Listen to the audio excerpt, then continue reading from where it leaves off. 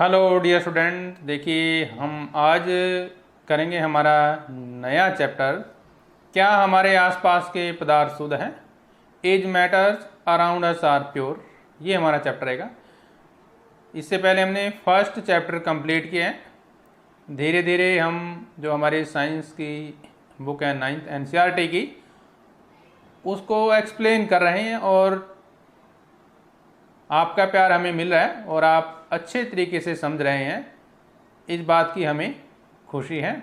तो वीडियो को आप बिल्कुल पूरा देखिए हमेशा, और NCERT की जो बुक होती है उसको अच्छे तरीके से समझिए। बाद में जब कंपटीशन टेस्ट होते हैं हमारे, तो उनमें ये बड़ी काम आती है। आज का जो हमारा टॉपिक है उसमें हम पढ़ेंगे मिश्रण। देखिए लिखा है स्क्रीन पर, मिश्रण और उसके प्रकार। विलयन के बारे में पढ़ेंगे और कोलाइड जो हमारे पास होगा, सोल्यूट होगा, यानी कि विलेय और विलायक, उसके बारे में पढ़ेंगे। शुद्ध पदार्थ, अशुद्ध पदार्थ के बारे में पढ़ेंगे। आज का वीडियो हमारे इन्हीं टॉपिक के ऊपर होगा। तो शुरू करते हैं, बढ़ते हैं। हमारा जो आज का टॉपिक है, is matter around us are pure, ये हमारा टॉपिक रहेगा। मिश्रण और उसके प्रकार करेंगे मुख्य रूप से, और विलयन के बारे में भी समझेंगे, विलयन क्या होता है। और हम करें NCERT बुक है जो हमारी, उसका थोड़ा सा हम एक्सप्लेनेशन कर रहे हैं। और आप देख रहे हैं आपका अपना चैनल physics.edu.rajendra। चैनल को लाइक भी कीजिए और सब्सक्राइब भी जरूर कीजिए। तो चलिए शुरू करते हैं। हमारा जो फर्स्ट पॉइंट है, शुद्ध पदार्थ क्या होते हैं। देखिए आप घर पर हमेशा बातें करते होंगे, आपके पेरेंट्स भी आपसे बातें करते होंगे कि ये जो आपके घर में सामान है, जैसे घी है या कोई भी सामान आप खरीद कर लाते हैं, तो सबसे पहले जैसे ही आप सामान खरीद कर लाते हैं तो दिमाग में यही बात होती है कि जो हम खरीद कर लाए हैं, क्या वो शुद्ध है या अशुद्ध है, मतलब वो अच्छी क्वालिटी का है या नहीं है, ये दिमाग में बात आती है। और जब सामान खरीदते हैं तो भी हम देखते हैं कि हमें सामान कहाँ से खरीदना चाहिए, कहाँ हमें शुद्ध सामान मिलेगा, शुद्ध पदार्थ मिलेंगे, और कहाँ हमें अशुद्ध मिलता है, कहाँ नकली सामान मिलता है। तो ये बातें जो हैं हमारे डे टू डे लाइफ में अक्सर होती रहती हैं, और हमें जो है पता भी होना चाहिए कौन सा पदार्थ शुद्ध है और कौन सा पदार्थ अशुद्ध है। और साइंस में हम शुद्ध किसे कहते हैं और अशुद्ध किसे कहते हैं, वो भी हम आज आपके सामने जानकारी साझा करेंगे। देखिए शुद्ध पदार्थ कहते किसे हैं, सबसे पहले हम इसकी डेफिनेशन पे आते हैं। वह पदार्थ जिसमें विद्यमान सभी कण समान रासायनिक प्रकृति के हों, प्रकृति का मतलब स्वभाव, उसे शुद्ध पदार्थ कहते हैं। जिसके सभी कण समान रासायनिक प्रकृति के हैं, मतलब जो पदार्थ जिससे बना है वही पदार्थ उसमें होना चाहिए। एग्जाम्पल के तौर पे मान लो नमक है हमारे पास। नमक एक शुद्ध पदार्थ कब होगा, जब उसमें सोडियम, देखिए फार्मूला क्या है रासायनिक दृष्टि से देखेंगे। फार्मूला क्या है, NaCl। नमक जो हम घर में यूज करते हैं साधारण नमक, उसका जो फार्मूला है वो होता है NaCl, सोडियम क्लोराइड। यानी कि जितनी सेम फार्मूला सोडियम क्लोराइड, यानी कि 1:1 इतना ही सोडियम होगा और उतना ही क्लोरीन होगा। अगर दोनों की मात्रा सेम रहती है, यानी कि नमक में सोडियम और क्लोरीन के अलावा, यानी कि जो क्लोराइड है उसके अलावा कोई और पदार्थ नहीं है, तो उसको बोलेंगे वो शुद्ध पदार्थ है। जैसे salt extra free flow iodise salt है मान लो, ठीक है ना। अब इसमें आयोडीन भी होगा तो हम इसको शुद्ध ही मानेंगे, क्योंकि रासायनिक दृष्टि से यही उसमें लिखा गया है।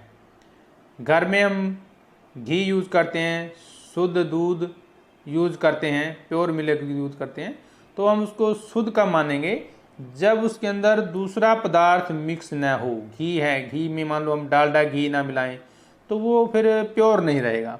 मतलब यदि उसमें जैसे हमारा देसी घी होता है घर का, जो गाय भैंस के दूध से बनता है, तो उसमें यदि हम दूसरा घी मिला देते हैं तो वो शुद्ध नहीं रहेगा, अशुद्ध रह जाएगा। ऐसे हम जो दूध होता है हमारे पास, दूध में हम पानी मिला देते हैं तो वो शुद्ध नहीं रहेगा, मतलब वो विशुद्ध नहीं होगा, कहने का मतलब। तो ये है हमारे पास शुद्ध पदार्थ की डेफिनेशन। तो शुद्ध पदार्थ हम किसको बोलेंगे? जिसमें सभी कण समान रासायनिक प्रकृति के हों, मतलब नेचुरल होते हैं, जो संगठन होता है वो ही उसमें होगा।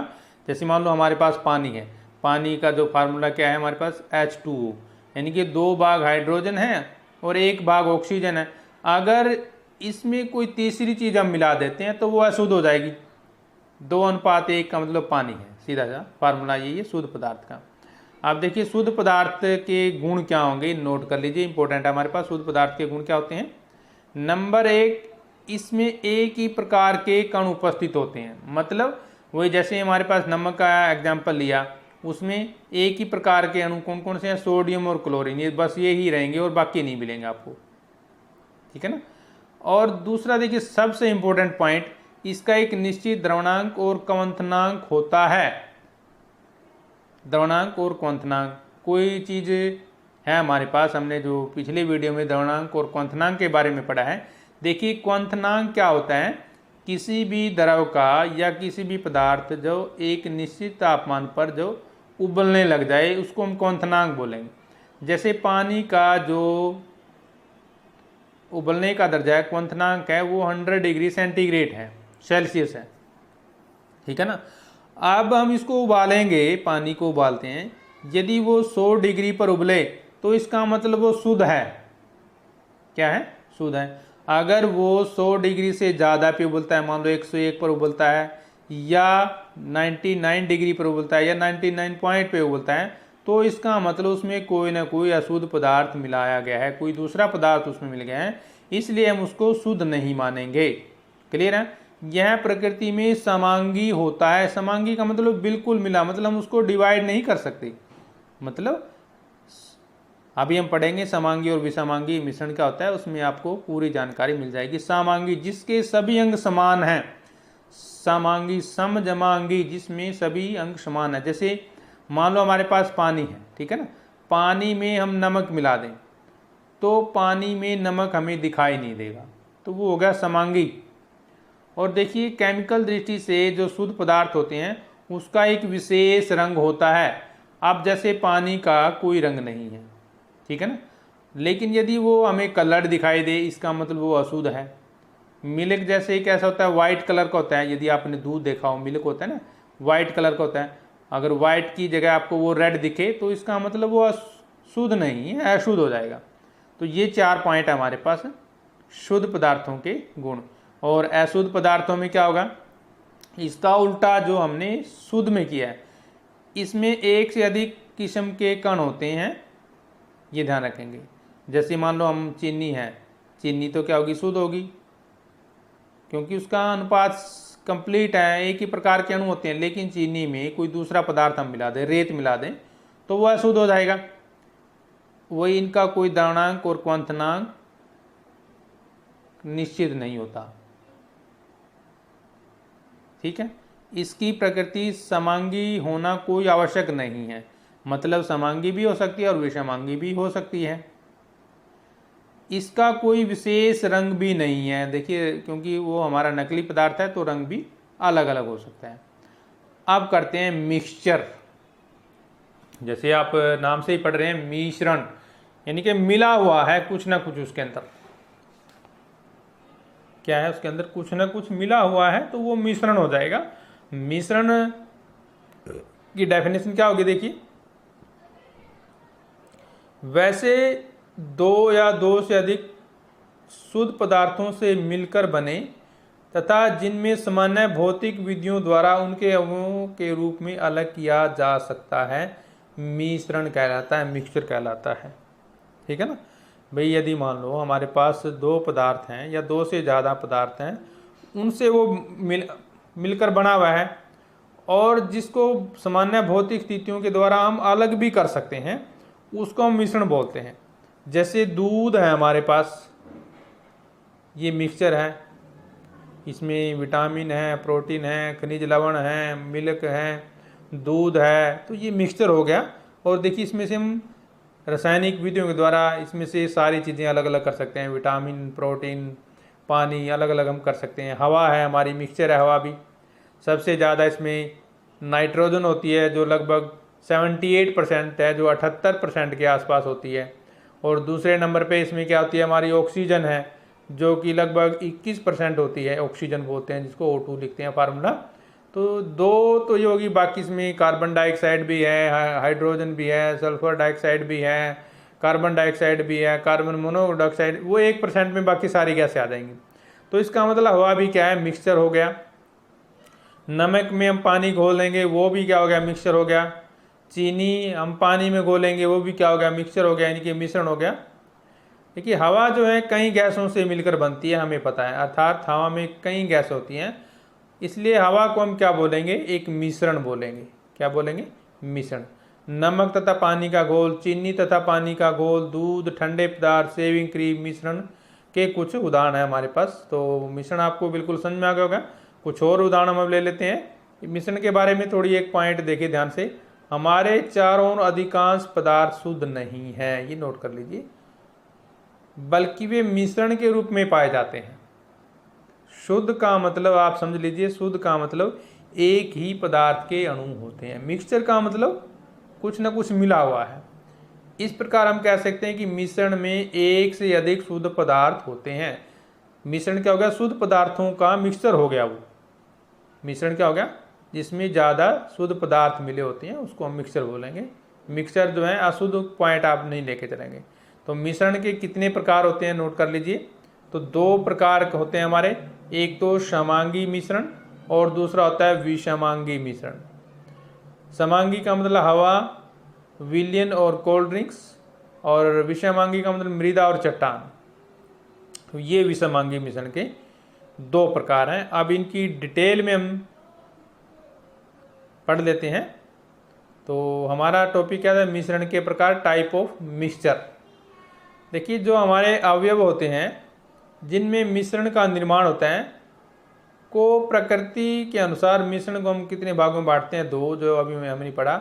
एक तो समांगी मिश्रण, और इंग्लिश में बोलते हैं होमोजीनियस मिक्सचर, और एक होता है असमांगी मिश्रण, यानी कि हेट्रोजीनियस मिक्सचर।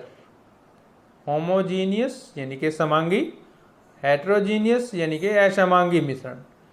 अब समांगी मिश्रण क्या होता है, जिसके नाम से ही हमें क्लियर हो रहा है, समांगी, सम अंग, सम जमा अंग, यानी कि जिसमें सभी अंग समान रूप से फैले हों, सभी अंग समान रूप से फैले गए हों, उसको समांगी मिश्रण कहते हैं। कहने का मतलब क्या है, जिनकी बनावट निरंतर या शुरू से अंत तक एक जैसी हो, समांगी मिश्रण कहते हैं। इनके जिनकी बनावट में कोई बदलाव नहीं होता, जैसे वो पहले थे आज भी वही हैं, तो उसको हम बोलेंगे समांगी मिश्रण। ठीक है ना। जैसे नमक जो है पानी में घोलते हैं तो वो एक तरह से समांगी मिश्रण हो जाएगा, होमोजीनियस मिक्सचर होगा। दूसरे शब्दों में यदि हम कहना चाहें, वैसे मिश्रण जिसके संघटक एक जैसे दिखते हों तथा देखकर उनमें विभेद नहीं किया जा सकता, उसको हम बोलेंगे समांगी मिश्रण। जैसे भी हमें सबसे बड़ा एग्जाम्पल हमारे पास पानी का ही है। पानी में नमक यदि हम थोड़ा सा 1 चम्मच नमक घोल दें तो हम उसमें भेद नहीं कर सकते भी इसमें नमक है या नहीं है। हाँ, टेस्ट करके जो है उसमें हम भेद कर सकते हैं, अलग बता सकते हैं भी इसमें नमक मिला हुआ है, लेकिन देखकर हम नहीं बता सकते कि इसमें जो है नमक मिलाया गया है। तो इस तरह का जो मिश्रण होगा उसको हम बोलेंगे समांगी मिश्रण। एग्जाम्पल में उदाहरण के तौर पर देखिए, नमक तथा पानी का घोल, नमक तथा पानी का पूरा घोल निरंतर एक जैसा होता है, अर्थात घोल को देखने पर पूरा घोल एक जैसा दिखाई देगा, इसलिए ये एक समांगी मिश्रण है, होमोजेनियस मिक्सचर है। जैसे ये दिखाया गया, देखिए इसमें नमक पहले ये देखिए इस तरह से दिख रहा था, फिर नमक डाल दिया तो भी इसी तरह से दिख रहा है, कोई जो है इसकी संरचना में हमें अलग से कुछ दिखाई नहीं दे रहा, तो इसलिए इसको बोलेंगे हम समांगी मिश्रण। हवा भी हमारा देखिए समांगी मिश्रण है। हवा देखिए आप, जैसे इसमें ऑक्सीजन भी होती है, कार्बन डाइऑक्साइड होती है, नाइट्रोजन होती है, पता नहीं कितनी गैसें हैं, लेकिन हमें वो अलग अलग नहीं दिखाई देती। आपने देखा होगा हवा जो एक ट्रांसपेरेंट है, पारदर्शक माध्यम है, तो उसमें हमें नहीं दिखाई देता कि क्या क्या चीज़ें इसमें होती हैं, यानी कि आँखों से दिखाई नहीं देता, क्योंकि हवा एक समांगी मिश्रण है, अतः हमारे चारों रंगहीन दिखता है। तो जो समांगी मिश्रण होगा उसमें हम आसानी से देख भी सकते हैं। मतलब हम कहने का मतलब क्या है, समांगी मिश्रण एक ऐसा मिश्रण है जिसके बारे में हम डिफ्रेंशिएट नहीं कर सकते, चीज़ों को अलग अलग नहीं बता सकते कि इसमें इतना नमक है इतना। हाँ, केमिकल दृष्टि से हम उसको अलग अलग कर सकते हैं, बता सकते हैं इसमें कितना क्या चीज़ होती है, वो अलग मैटर है हमारा। अब देखिए सबसे बढ़िया एग्जाम्पल एक मिश्र धातु है। देखिए आपने देखा होगा जैसे पीतल होगा, मिश्र धातु क्या होती हैं, जब दो या दो से अधिक धातुओं को मिलाए जाते हैं तो वो मिश्र धातु बोलते हैं उसको, या अलॉय भी बोलते हैं। यानी कि मिश्र धातु दो या दो से अधिक ठोस पदार्थों को मिलाकर बनाया जाता है। यह ठोस पदार्थ की जगह आप यहाँ पे धातु ले सकते हैं। मिश्र धातु, मिश्र धातु नहीं है ये, मिश्र धातु याद कर लीजिए। मिश्र धातु एक प्रकार का समांगी मिश्रण है। जैसे इस्पात होता है हमारा, जिसको हम स्टेनलेस स्टील बोलते हैं, घर में मोस्टली जो बर्तन स्टेनलेस स्टील के होते हैं उसमें ब्रश ब्रांच ये मिलाए जाते हैं। इस्पात एक प्रकार का मिश्र धातु है। क्या है? मिश्र धातु है, जिसे देखने पर एक जैसा ही लगेगा। आपने पीतल के बर्तन देखे होंगे तो उसमें हम नहीं बता सकते कि उसमें क्या क्या मिला हुआ है। स्टेनलेस स्टील में भी हम नहीं बता सकते उसमें क्या क्या मिला हुआ है। तो जितनी हमारे अलॉय होते हैं, मिश्र धातु होती हैं, उनके बारे में हम ये नहीं कह सकते भी इसमें क्या मिलाया गया। जैसे देखिए सोना होता है, आपने सोना देखा होगा तो 22 कैरेट सोना होता है, 24 कैरेट सोना होते हैं। सोने की शुद्धता जो हम कैरेट में मापते हैं, तो उसमें हम डिफ्रेंशिएट नहीं कर सकते कि सोने में क्या मिलाया गया है सिंपली देखकर। अब चलते हैं असमांगी मिश्रण पर। देखिए जैसे हम नाम से देख रहे हैं असमांगी, कई बार विषमांगी भी बोलते हैं, जिसमें समी अंग जो है समान से नहीं दिखाई देते, उसको हम बोलते हैं असमांगी मिश्रण। हेट्रोजीनियस मिक्सचर बोलते हैं। विषमांगी मिश्रण ऐसे मिश्रण जिसके अवयवी कणों को अलग अलग आसानी से देखा जा सकता है। जैसे मान लो पानी में हम रेत मिला दें तो रेत अलग दिखाई देगा और पानी अलग दिखाई देगा। पानी के ऊपर यदि हम तेल डालते हैं तो पानी और तेल आपस में नहीं मिलते, पानी अलग दिखाई देगा और तेल अलग दिखाई देता है। मतलब क्योंकि तेल पानी के ऊपर तैरता है क्योंकि उसकी डेंसिटी कम होती है, और पानी नीचे बैठ जाएगा और तेल ऊपर तैरता है। तो इस तरह से वो हमारे पास क्या होगा, विषमांगी मिश्रण हो गया, या असमांगी मिश्रण भी कहते हैं। उदाहरण के लिए यही हमारे पास बालू यानी कि रेत और पानी मिलाएंगे तो रेत अलग दिखाई देगा और पानी अलग दिखाएगा। नमक में आप लोहे के बुरादे को मिला दीजिए तो नमक वाइट कलर अलग दिखाई देगा और लोहे का बुरादा अलग। चौक और मिट्टी का मिश्रण यदि आप कर दीजिए वो भी अलग अलग दिखाई देगा। चीनी और मिट्टी मिलाइए वो भी अलग अलग दिखाई देगा। आटा तथा पानी का मिश्रण, तो हमें इस तरह की चीज़ें अलग अलग दिखाई देती हैं कि इसमें हमने क्या क्या मिलाया है, वो साफ दिखता है। और मुख्य रूप से देखिए समांगी और विषमांगी में अंतर क्या रहेगा। नंबर 1 देखिए, समांगी मिश्रण में अवयवों को आसानी से नहीं देखा जा सकता। जैसे हमने अभी बात की थी, पानी में यदि हम नमक मिलाएंगे तो हम अपनी आंखों से तो बिल्कुल देख ही नहीं सकते कि इसमें नमक मिलाया गया है, यानी कि आसानी से नहीं देख सकते उसमें क्या मिला है। समांगी मिश्रण में एक समान रूप से घुल जाते हैं। वही जैसे नमक घोलेंगे ना पानी में, तो पूरे के पूरे उसमें पानी में नमक बराबर मात्रा में घुलेगा। ये नहीं भी नीचे ज़्यादा घुला हुआ है ऊपर ज़्यादा घुला हुआ है, टेस्ट एक जैसा रहेगा। समांगी मिश्रण से अवयव आसानी से पृथक नहीं किए जा सकते। इतना आसान नहीं है उनसे। जैसे यदि हम सोचें भी पानी से नमक निकाल लो तो इतना आसान नहीं है, लेकिन प्रोसेस होती है, उससे हम निकाल भी सकते हैं। उदाहरण के तौर पे वही हमारे पास जल में नमक, जल में चीनी, अल्कोहल में पानी, सोडा जल, पेट्रोल, तेल का मिश्रण, समुद्री जल, पीतल, कांसा, ठीक है ना। तो ये इस तरह से विषमांगी मिश्रण की अब देखते हैं। विषमांगी जो मिश्रण होगा उसमें अवयवों को आसानी से देखा जा सकता है। जैसे अभी हमने बात की थी, तो उसमें जैसे कोई चीज़ मिली हुई या रेत मिलाते हैं पानी में तो आसानी से अलग दिखेगी। विषमांगी मिश्रण में एक समान रूप से नहीं घुल होते। विषमांगी मिश्रण से अवयव पृथक पृथक किए जा सकते हैं। सोडियम क्लोराइड, लोहे की, नमक, सल्फर, जल, तेल, पानी में चौक, इनको आसानी से हम फिल्टर कर सकते हैं, छान सकते हैं। तो इस तरह की विधियाँ हम इसको बना सकते हैं। अब देखिए ये थे हमारे पास मिश्रण के दो प्रकार, समांगी और विषमांगी मिश्रण। अब मिश्रण को हम दूसरे तरीके से भी बांट सकते हैं, उनके अवयवों की बनावट और अवयवों के आकार के अनुसार। तो वो होंगे हमारे पास विलयन, निलंबन और कोलाइट। विलयन, निलंबन और कोलाइड, ये 3 प्रकार के होते हैं। तो चलिए बारी बारी हम तीनों को जो है ध्यान से पढ़ते हैं। पहले विलयन को पढ़ेंगे, फिर निलंबन को, फिर कोलाइड को। तो आज के टॉपिक में हम चलते हैं। पहले विलयन क्या होता है, इंग्लिश में इसको सॉल्यूशन बोलते हैं, यानी कि घोल। आपने सुना होगा कभी, घोल सुना ना, तो घोल होता है ये एक तरह से। क्या होता है, घोल। और घोल क्या होता है, 2 या 2 से अधिक पदार्थों का समांगी मिश्रण। देखिए समांगी मिश्रण होगा ये विलयन, यानी कि जो दिखाई देता है, समअंग है, ठीक है ना, समांगी। विलयन उदाहरण के लिए लेमोनेड यानी कि नींबू का मीठा शरबत होगा, जो सोडा वाटर होगा, पानी, चीनी का घोल, यानी कि जब हम किसी भी द्रव में दूसरा पदार्थ मिला देते हैं, नमक में पानी मिला दो या पानी में नमक मिला दो, चीनी पानी में मिला दो, तो ये एक तरह से घोल हो गए हमारे पास। ये क्या हो गए, घोल हो जाते हैं। तो इसी को हम क्या बोलते हैं, विलयन बोलते हैं। एग्जाम्पल के तौर पे देखिए, चीनी और जल का विलयन एक तरल घोल में ठोस का उदाहरण है। इसमें चीनी विलेय है और जल विलायक है, ये भी हम पढ़ेंगे, विलेय और विलायक क्या होता है। आयोडीन एल्कोहल का विलयन, जिसमें टिंचर आयोडीन के नाम से जाना जाता है, इसमें आयोडीन विलेय है और एल्कोहल विलायक है। वात युक्त पेय जैसे सोडा जल, कोक इत्यादि तरल विलयन में गैस के रूप में, इसमें कार्बन डाइऑक्साइड गैस विलेय और जल विलायक है। वायु में यदि हम देखें तो मुख्य रूप से हमारे पास इसमें 2 गैसें हैं, ऑक्सीजन जो 21% है और नाइट्रोजन जो 78% है। याद कर लीजिए, एग्जाम में आते हैं ये। समांगी मिश्रण है। नाइट्रोजन को वायु का विलायक कहा जाता है। दूसरी जो गैसें होंगी बहुत कम मात्रा में उपलब्ध होती हैं।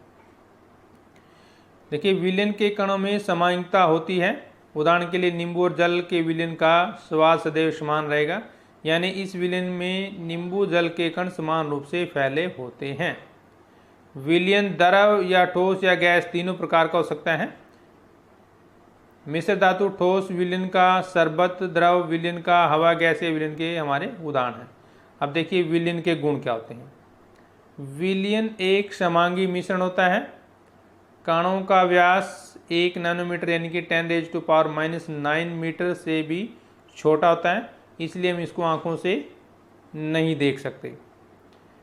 अपने आकार के कारण, छोटे आकार के कारण विलयन के कण गुजरी प्रकाश की किरणों को फैलाते नहीं हैं, इसलिए विलयन में प्रकाश का मार्ग दिखाई नहीं देता। यदि आप विलयन में से प्रकाश गुजारेंगे ना, तो हमें प्रकाश का मार्ग दिखाई नहीं देगा। छानने की विधि के द्वारा कणों को विलयन से पृथक नहीं किया जा सकता। विलयन को सान छोड़ देने पर भी विलय के कण नीचे नहीं बैठते, यानी कि विलयन स्थायी होता है। अब इसकी देखिए विलयन की सांद्रता और कंसंट्रेशन हम कैसे निकालते हैं। सांद्रता की देखिए पहली परिभाषा क्या होती है, विलायक की मात्रा में घुले हुए विलेय पदार्थ की मात्रा को अथवा विलेय पदार्थ की मात्रा जो विलयन के किसी दी गई मात्रा अथवा आयतन में उपस्थित हो, विलयन की सांद्रता कहलाती है। ठीक है ना। कहने का मतलब क्या है, भी जो हमारे पास विलायक होता है जैसे पानी है, ठीक है, पानी में कोई चीज़ हमें घोल दी, यानी कि जैसे नमक है, नमक घोल दिया तो वो विलेय हो गया, ठीक है ना। या जो विलेय की जो मात्रा, जो विलयन में किसी दी गई मात्रा अथवा आयतन में उपस्थित होती है, वो विलयन की सांद्रता कहलाती है। कहने का मतलब जब 2 पदार्थों को हम घोलते हैं तो वो उसकी सांद्रता में आएगा। सांद्रता कम भी हो सकती है, ज़्यादा भी हो सकती है। मान लो हमने 1 चम्मच पानी लेते हैं और 1 चम्मच नमक लेते हैं, तो नमक की सांद्रता उसमें ज़्यादा हो जाएगी। और अगर हम 1 चुटकी नमक लेंगे तो नमक की सांद्रता कम हो जाती है। दूसरे शब्दों में विलेय तथा विलयन की मात्रा अनुपात विलयन की सांद्रता कहते हैं। ये है हमारे पास फार्मूला विलयन की सांद्रता। विलेय की मात्रा, विलेय का मतलब जो घुला है, विलयन जिसने घोल लिया, ठीक है ना, या विलयन की सांद्रता हमारे पास विलेय की मात्रा और विलायक की मात्रा, इस तरह से भी हम कर सकते हैं। देखिए सांद्रता दर्शाने के लिए हमारे पास बहुत से मेथड हैं, लेकिन हम 3 मेथड यूज करेंगे। नंबर 1 द्रव्यमान, विलयन के द्रव्यमान का प्रतिशत यदि हमें निकालना है तो विलेय पदार्थ का द्रव्यमान बटे विलयन का द्रव्यमान इंटू में 100 करेंगे तो वो परसेंटेज में आ जाएगा, ठीक है ना। सेकंड आयतन हो जब, तो विलेय पदार्थ का द्रव्यमान बटे में विलयन का आयतन इंटू में 100% आ जाएगा। विलयन के आयतन का प्रतिशत निकालना हो तो विलेय का आयतन, विलयन का आयतन इंटू में 100 आ जाएगा, तो हमारा क्वेश्चन बन जाएगा। देखिए विलयन के घटक क्या होते हैं हमारे पास। विलयन जो है दो चीज़ों से मिलकर बना है, विलेय और विलायक। विलेय जो घुलता है जैसे नमक है, कोई भी पदार्थ है, और विलायक जो घोलेगा, और विलयन जो घुल के बन गया। जैसे नमक क्या है, विलेय है, और पानी क्या है, विलायक है, और जो दोनों को मिला दिया जब पानी और नमक को, तो वो क्या बन गया, विलयन बन गया हमारे पास। ठीक है, ये एग्जाम्पल के तौर पर दे सकते हैं। यानी कि आप विलेय देखिए क्या होता है, एक विलेय यानी कि सोल्यूट बोलते हैं इंग्लिश में, तथा विलायक से मिलकर बना होता है विलयन। विलयन का मतलब क्या हो गया हमारे पास, इन दोनों का घोल। देखिए विलायक और विलेय दोनों को मिला के विलयन बनता है। विलेय का मतलब जो दूसरी चीज़ों में घुल जाए, जैसे नमक घुल जाता है, चीनी घुल जाती है, तो ये क्या हो गया, विलेय। और विलायक जो घोल लेता है, जैसे पानी घोल लेता है नमक को, तो वो विलायक हो गया। समझ में आया। नेक्स्ट पॉइंट देखिए, तो विलायक की हम परिभाषा पढ़ेंगे। क्या होता है, विलयन का वह घटक, कंपोनेंट, जो दूसरे घटक को घोलता है, डिजोल्व कर लेता है, मिला लेता है अपने अंदर, उसको विलायक बोलते हैं। जैसे पानी एक बहुत अच्छा विलायक है, क्योंकि ये सभी पदार्थों को अपने में घोलने की क्षमता रखता है। विलयन का वह घटक जो अधिक मात्रा में उपस्थित होता है, प्राय विलायक या घोलक कहलाता है। सोलवेंट यानी कि घोलक, घोलने वाला, विलायक हो जाएगा। और विलेय, विलयन का वह घटक जो दूसरे घटक में घुल जाए, नमक घुल गया पानी में, चीनी पानी में घुल गई, तो वो विलेय हो गया। ठीक है ना। और विलयन क्या हो जाएगा, दोनों को मिला के विलेय और विलायक का मिक्स दोनों। ठीक है, तो ये था हमारे पास आज का वीडियो। तो नेक्स्ट वीडियो के लिए हम जल्दी ही आपके लिए हाजिर होंगे। तब तक हम लेते हैं आपसे इजाज़त। जय हिंद।